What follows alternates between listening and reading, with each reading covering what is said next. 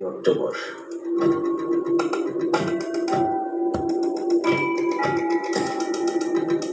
ভোর 7টায় এক ভয়ঙ্কর মাফিয়াতন্ত্রের সাক্ষী হয়েছে দেশের আইন আদালত। চুয়াডাঙ্গাতে জয়নব পুতুল নামে এক স্কুল শিক্ষিকাকে বিনা ওয়ারেন্টে তুলে নিয়ে যায় চুয়াডাঙ্গা দর্শনা থানার ভারপ্রাপ্ত কর্মকর্তা তিতুমির। এ সময় পুতুলদের বাসায় ব্যাপক ভাঙচুর চালায় পুলিশের সাথে থাকা সন্ত্রাসী বাহিনী।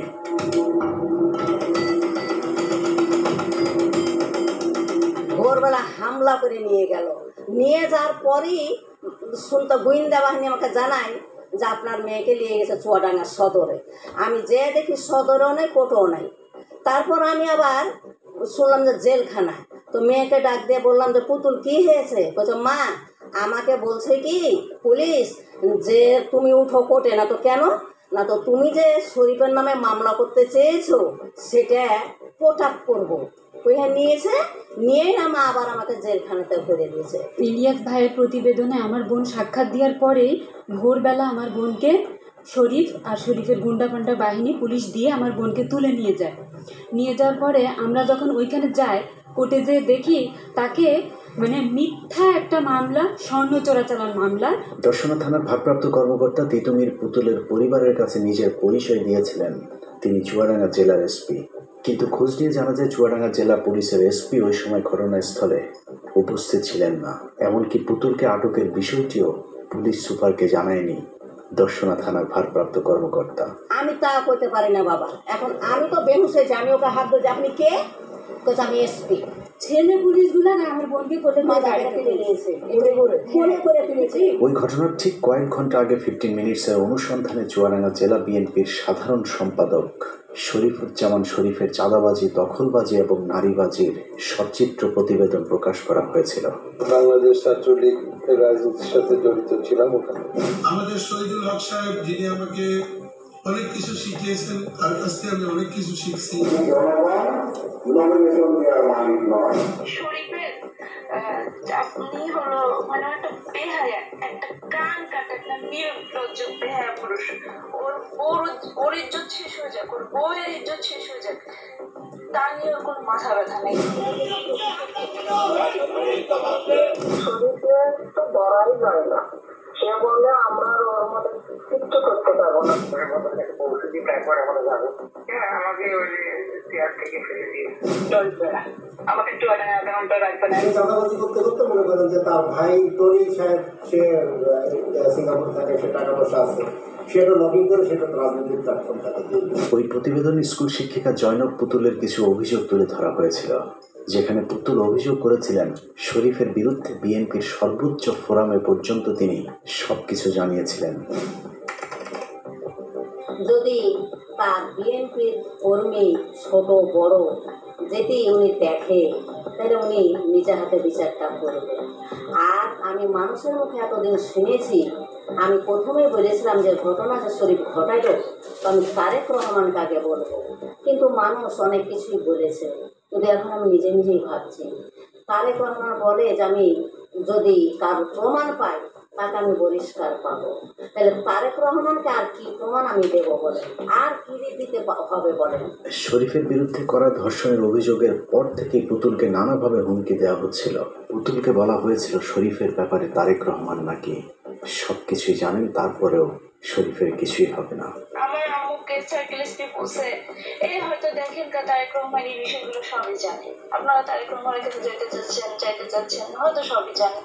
তো মা বলছে যে আপনি শিওর জানে কি না শরীফ আমাকে ওই যে লিডার তারেক রহমান নিজেই ভালো না, শুধু কে কথা বলছে, আরো কত কিছু বলছে। থানার মধ্যে আমাকে বলছে আপনি তারেক রহমানের কাছে যাই কি করবেন, বা ফখরুলের মহাসচিবের কাছে যাই কি করবেন। ওই দিনও থানায় আমাকে বলছে এবং সার্কেল এসপির সামনে বলছে।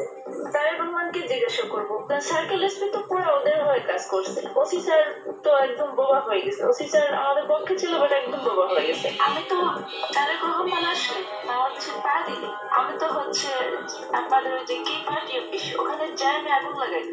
পুতুলের এরকম বক্তব্য আমাদের কাছে কিছুটা হাস্যকর মনে হয়েছিল, কিন্তু বাস্তবতা বলছে শরীফ দুই ভাইয়ের কাছে বিএনপি আসলেই দুর্বল। 15 মিনিটসের সব প্রমাণ থাকার পরও শরীফ টরিকের কথাতেই চলছে চুয়াডাঙ্গা বিএনপি। বরং যারা শরীফের চাঁদাবাজির বিরুদ্ধে বক্তব্য দিয়েছিল তাদেরকেই উল্টো চরম মূল্য দিতে হয়েছে। ওই অনুসন্ধানে বক্তব্য দেওয়ার জেরে বেশ কয়েকজনের উপর চালানো হয়েছে নির্মম নির্যাতন। বাকিরাও এখন শরীফ আর টরিকের লোকজনের ভয়ে বাড়িঘর ছেড়ে পালিয়ে বেড়াচ্ছেন। আমাকে চুয়াডাঙ্গা অ্যাকাউন্টে রাখবেন, এখন উনি তো আবার যদি আবার এটা শুনে যে আমি আপনাকে বলে দিয়েছি, তখন তো আমাকে আবার কি করবে আল্লাহ জানে। আমি জানি না যে বলছে যে আপনি এটা ঘরের ভিতর থাকেন, আপনি বাইরে বেরিয়ে থাকেন, বলছে যে আমাদের তো সপ্তাহে আসবে। উনি বলছেন যে রাগান্বিত সরে আর কি, চোখ রাগিয়ে আর কি, যেভাবে কথা বলে মানুষের সাথে সেইভাবে। তো আমি একটা মেয়ে মানুষ। 6 অক্টোবর প্রতিবেদন প্রকাশের পর হিন্দি সিনেমার মতো আইনকে ব্যবহার করেছে শরীফ আর টরিক। ভুক্তভোগী স্কুল শিক্ষিকা পুতুলকে 7 অক্টোবর ভোর 7টায় তুলে নিয়ে যায় পুলিশ। কিছুক্ষণের মধ্যেই পুতুলকে বানিয়ে দেওয়া হয় স্বর্ণ চোরাচালানকারী। পুতুলকে তার বাড়ি থেকে তুলে নিয়ে সোজা তোলা হয় আদালতে। অফিস আদালত খুলবার অনেক আগেই পুতুলকে আদালতে তোলা হয়, যেন সবকিছুই আগে থেকে প্রস্তুত করা ছিল। 29শে সেপ্টেম্বরের এক মামলার আসামি দেখিয়ে পুতুলকে তার বাড়ি থেকে সোজা নিয়ে যাওয়া হয় আদালতে। সেদিন চুয়াডাঙ্গা আদালতে ফিরে এসেছিল হাসিনার সেই অন্ধকার যুগের শাসন। আদালতে কোনো আইনজীবীকে পুতুলের পক্ষে দাঁড়ানোর সুযোগ দেওয়া হয়নি। আগে থেকেই সবকিছু প্রস্তুত করে রাখা আদালতের নির্দেশে পুতুলকে পাঠানো হয় জেলে। তারপর থেকে শুরু হয় আমাদের অনুসন্ধানের পরের পর্বের কাজ। জয়নব পুতুলকে যে মিথ্যা মামলায় 1 মাস ধরে জেলে রাখা হয়েছে, সেই মামলার এজাহারে বলা হয়েছে চুয়াডাঙ্গা জেলার দর্শনা থানাধীন কামারপাড়া সীমান্ত এলাকা দিয়ে চোরা কারবারি কর্তৃক স্বর্ণ চোরাচালান করা হবে এমন গোয়েন্দা তথ্যের ভিত্তিতে বিজিবির একটি টহল দল বেলা 11টা 50 সময় দর্শনা থানাধীন কামারপাড়ার মাঠে আসে। পাকা রাস্তার পাশে ড্রাগন বাগানে অ্যাম্বুশ করে 29/9/2025 তারিখের 12:10 সময় দর্শনা থানাধীন কামারপাড়া গ্রামস্থ কামারপাড়া মাঠ সংলগ্ন পাকা রাস্তার উপর একজন মহিলা ও 4 জন পুরুষ যাওয়ার সময় বিজিবির সন্দেহ হলে তাদেরকে জিজ্ঞাসাবাদের জন্য দাঁড়াতে বলে। এ সময় চোরা কারবারিদের পুরুষ সদস্যরা পালিয়ে গেলেও আসমা নামে এক নারীকে আটক করে বিজিবি।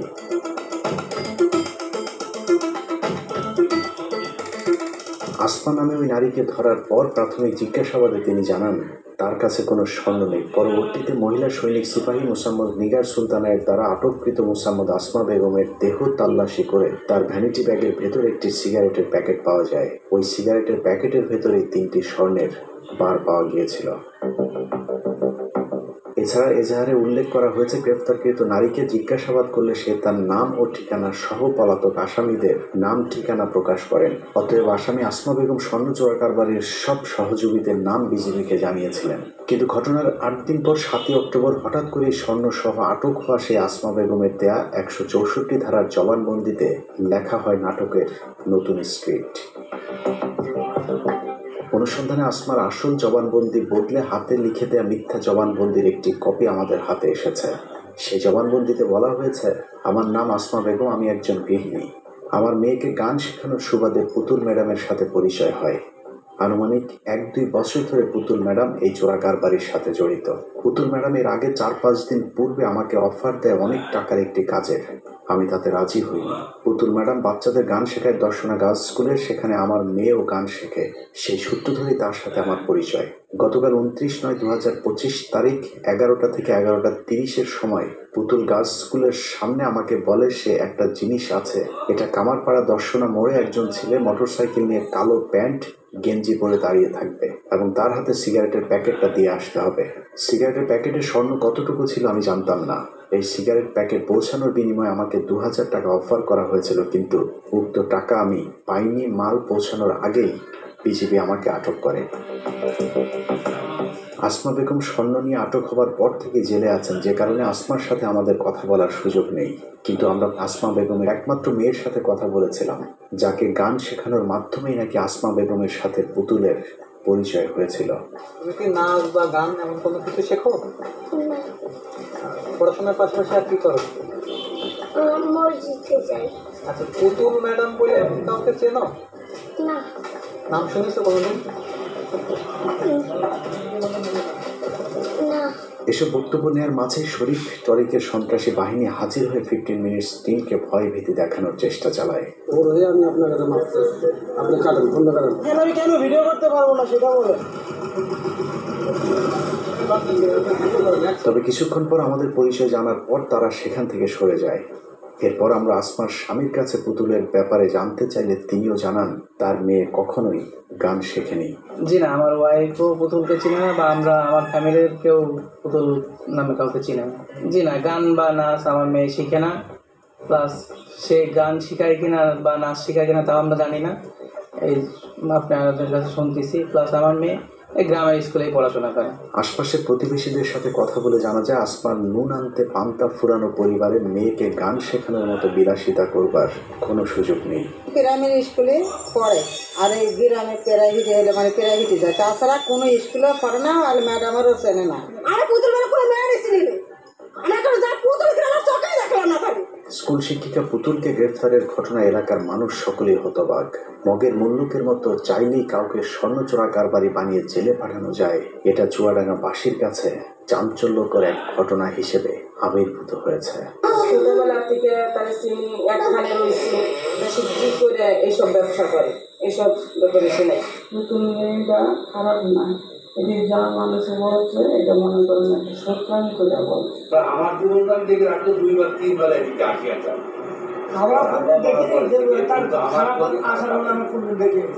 এইভাবে আরো নির্যাতন হতে থাকে, তাহলে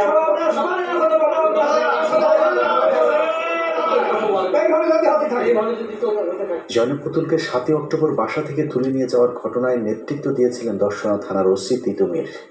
দর্শনা থানার ভারপ্রাপ্ত কর্মকর্তা তিতুমিরের সাথে কথা বলতে চাইলেও সে কোনো কথা বলতে রাজি হয়নি।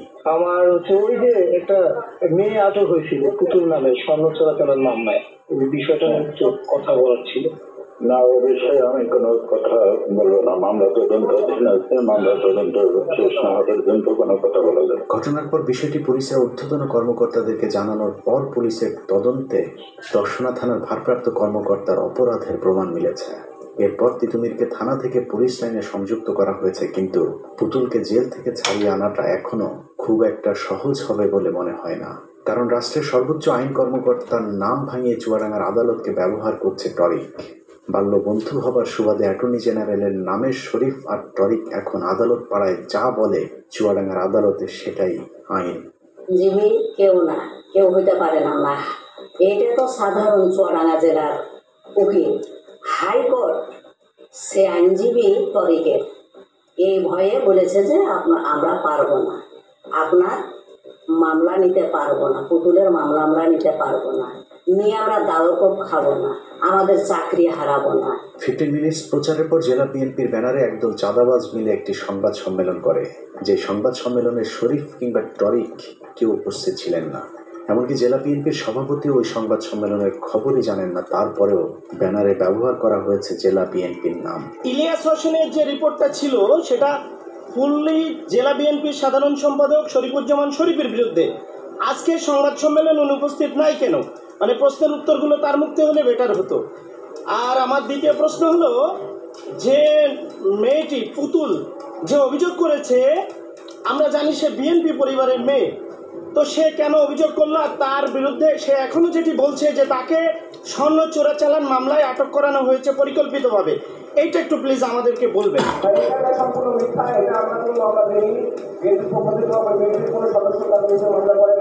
চুয়াডাঙ্গার এই ঘটনায় একটি বিষয় পরিষ্কার হয়েছে যে বিএনপিতে বড় চাঁদাবাজদের কোনো শাস্তি নেই।